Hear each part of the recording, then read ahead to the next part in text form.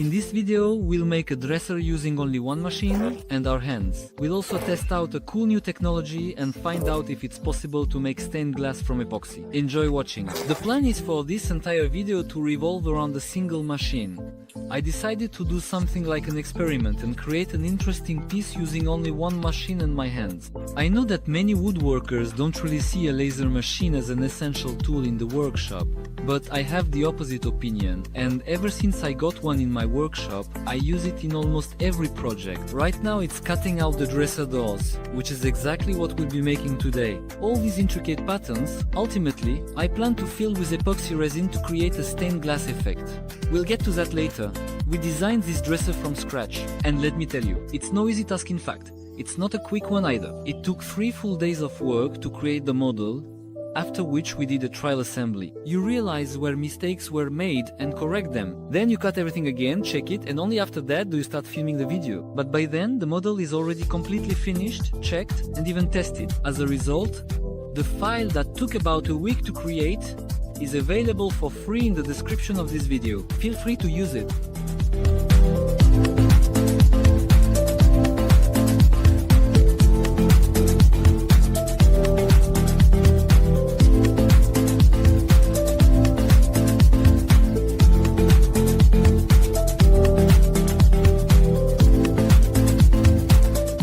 Overall, our idea was to create the simplest and most interesting model possible, which would be assembled exclusively with glue. These elements here, which look like an accordion, are the corners of the dresser. They will be rounded, and the plywood bends perfectly after this kind of cutting. Once all the pieces are cut out, we move on to sanding the plywood. Let me remind you that the purpose of this video is to conduct an experiment and answer the main question: is it possible to make furniture using only one machine? That's why I won't even use a sander. I'm sanding everything by hand using a sanding block.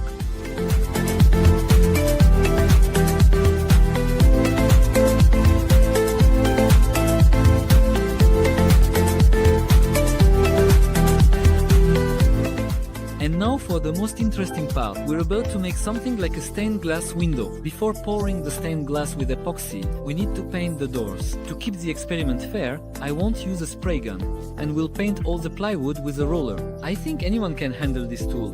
The main thing here is to squeeze out the roller well so that the stain doesn't get into the patterns, because later it could tint the epoxy and the color would turn out dirty.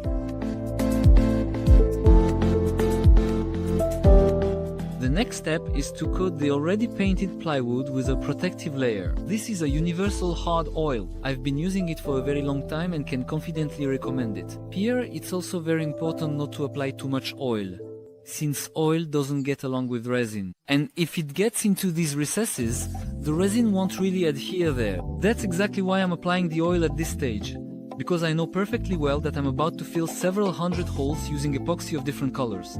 And it's obvious that I'll end up smudging the front somewhere, but from an oiled surface, dried resin can be removed without much trouble.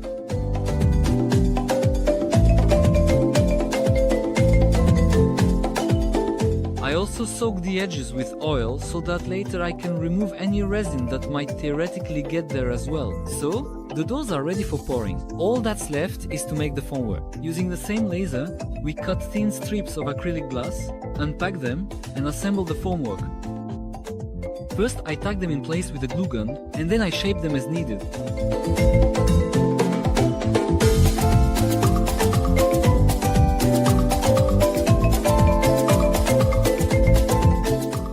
Once the outline is ready, I seal all the joints with sealant to make the formwork watertight, strange as it sounds, and finally smooth it all around with my finger. For this purpose, I decided to use a compound called Wood Pro, since I've been working with it for a long time and know exactly how it will behave. Since this resin is very liquid and runny, I know it will seep under the plywood. That's why I pulled the first layer with a clear compound. Pouring colored epoxy right away would be a fatal mistake, because it would spread out, mix together, and in the end you'd get a mess instead of a stained glass effect. So, after all the recesses are slightly filled with clear resin, just like this, at the bottom we leave the pour to set for a day.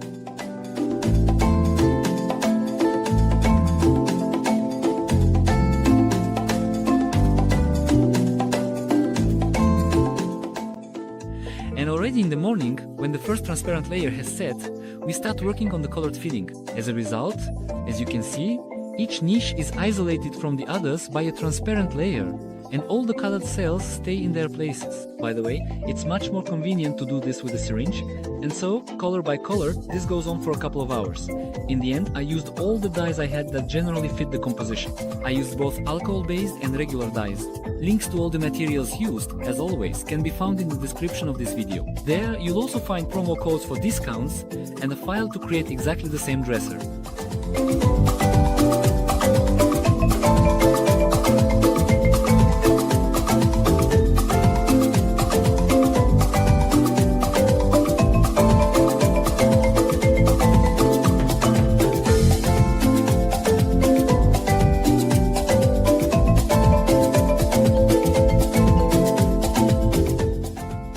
While the resin is drying, Andre is working on the dresser body. Apparently I forgot to tell him that today we're not using the sander.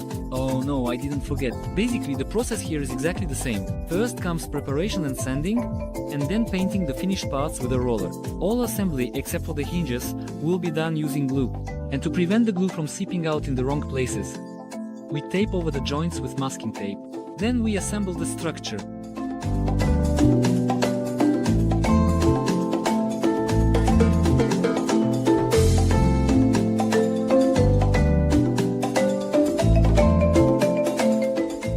On the inside of the box, we glue these kinds of stoppers on all four sides, and then, with a bit of magic, the dresser is assembled.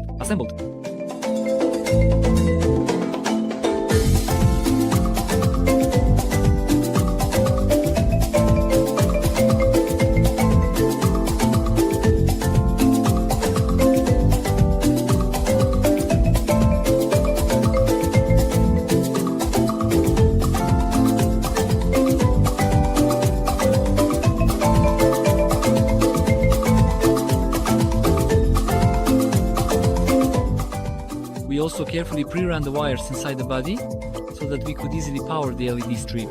This is how it looks, since stained glass only really stands out when it's backlit. That's exactly why it's usually installed in windows.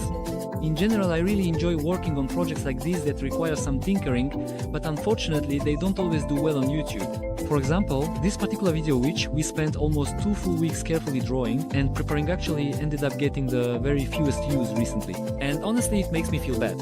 I honestly don't really understand how this works, because I think it's one of our best projects, and it clearly doesn't deserve to be at the bottom of the list. So I have a huge favor to ask of you. After watching this video, please take a little time and give this project a second wind. A view, a comment and a like will really help promote it. But ideally, of course, share it with your friends. Thank you. Now, let's move on to the most interesting part. We take out our stained glass doors and install them in their place. So, what conclusion can we draw? A laser machine is a very useful thing to have in a woodworking shop. And, as you can see, with its help you can make products like this from scratch. You'll find links to this machine and everything else I promised in the video description. Thank you for watching and wishing you all the best from Topor.